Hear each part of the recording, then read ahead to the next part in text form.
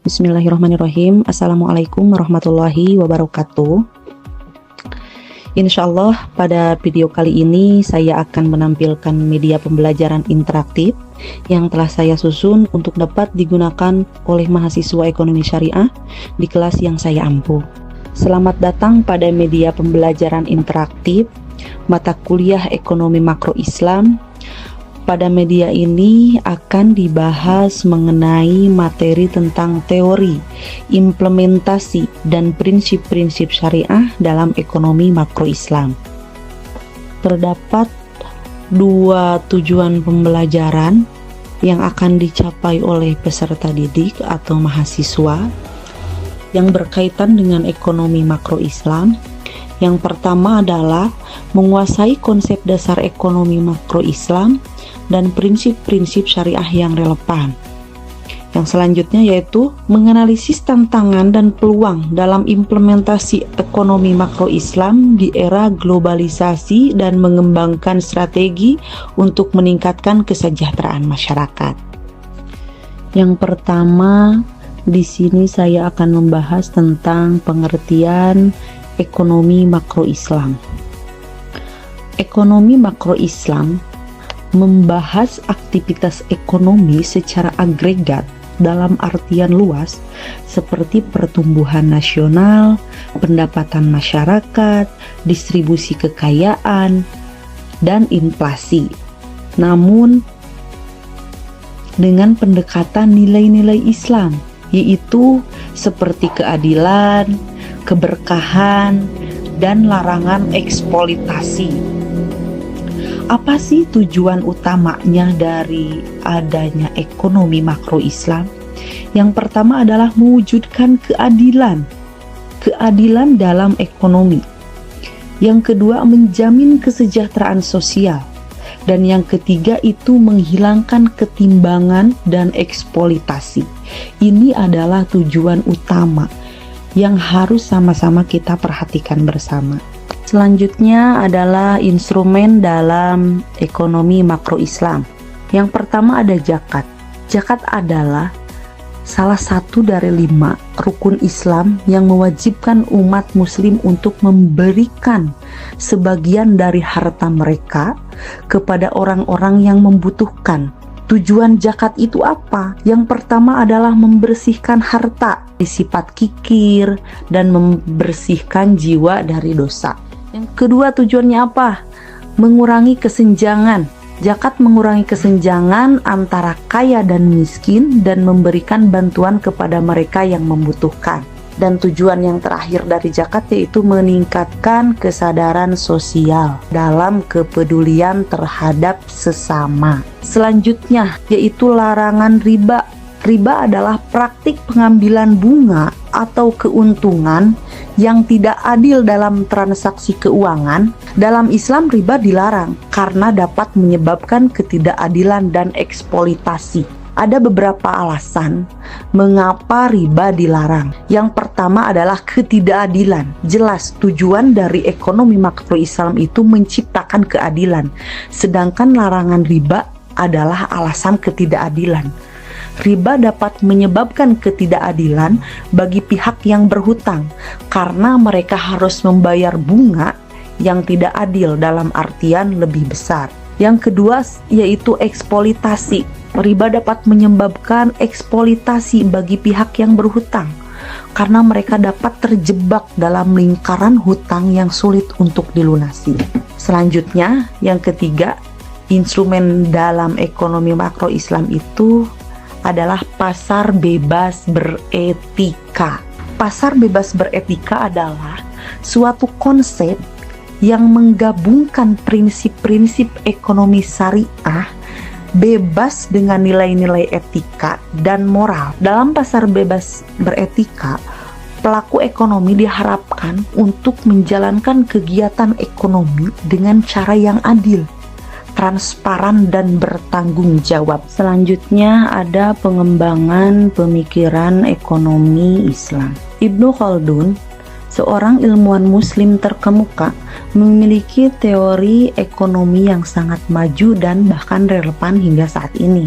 Teori siklus ekonomi Ibnu Khaldun menjelaskan bahwa masyarakat melewati 4 tahap dalam peradabannya. Yang pertama ada pembentukan, pertumbuhan, kemunduran, dan kehancuran. Setiap tahap itu memiliki karakteristik dan faktor-faktor yang mempengaruhinya. Dalam konteks ekonomi, Ibnu Khaldun mengatakan bahwa ketahanan ekonomi suatu masyarakat itu tergantung pada faktor-faktor seperti kestabilan ekonomi, keadilan sosial, dan kekuatan moral. Jika masyarakat mengalami ketidakstabilan politik atau ketidakadilan sosial, maka ekonomi mereka akan terganggu dan melemah. Teori siklus ekonomi Ibnu Khaldun dapat dijelaskan sebagai berikut: pembentukan,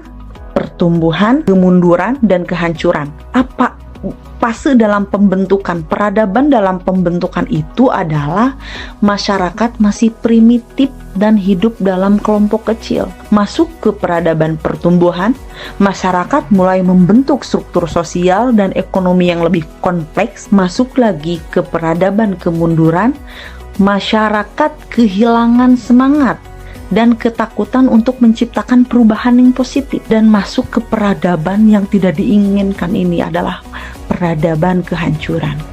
Masyarakat mengalami kehancuran dan jatuh lagi ke dalam keadaan primitif. Balik lagi ke pembentukan awal. Seperti itu. Yang selanjutnya, Imam Ghazali. Imam Ghazali, seorang ulama terkemuka dalam sejarah Islam, memiliki pandangan yang mendalam tentang keseimbangan antara spiritual dan ekonomi. Menurutnya, kehidupan dunia dan akhirat harus berjalan seimbang dan keduanya tidak dapat dipisahkan. Ada beberapa aspek penting dari pemikiran Imam Ghazali tentang keseimbangan spiritual dan ekonomi. Yang pertama, keseimbangan dunia akhirat. Imam Ghazali menekankan pentingnya mencari keseimbangan antara kehidupan dunia dan akhirat. Ia percaya bahwa kehidupan dunia harus dijalani dengan cara yang baik dan sesuai dengan ajaran Islam, sambil tetap mengutamakan kehidupan akhirat. Yang selanjutnya, pekerjaan yang halal. Imam Ghazali menekankan pentingnya mencari rejeki yang halal dan bekerja dengan cara yang baik. Ia percaya bahwa pekerjaan yang halal dapat membantu meningkatkan keimanan dan kesadaran spiritual. Yang ketiga, keseimbangan antara materialisme dan spiritualisme. Imam Ghazali memperingatkan umat Islam untuk tidak terjebak dalam materialisme yang berlimpahan atau yang berlebihan, tetapi juga tidak meninggalkan kehidupan dunia secara total. Ia menekankan pentingnya menemukan keseimbangan antara kebutuhan material dan spiritual. Yang selanjutnya ada peran etika dalam ekonomi. Imam Ghazali menekankan pentingnya etika dalam ekonomi seperti kejujuran, keadilan, dan tanggung jawab. Ia percaya bahwa ketika yang baik dapat membantu meningkatkan kepercayaan dan kestabilan ekonomi. Dan yang terakhir, keseimbangan antara individu dan masyarakat. Imam Ghazali juga menekankan pentingnya keseimbangan antara kepentingan individu dan masyarakat. Yang terakhir ada integritas antara maqasid syariah dan kebijakan politik. Integritas antara maqasid syariah dan kebijakan publik merupakan suatu pendekatan yang bertujuan untuk memastikan bahwa kebijakan publik yang dibuat sesuai dengan prinsip-prinsip syariah dan mengutamakan kemaslahatan masyarakat.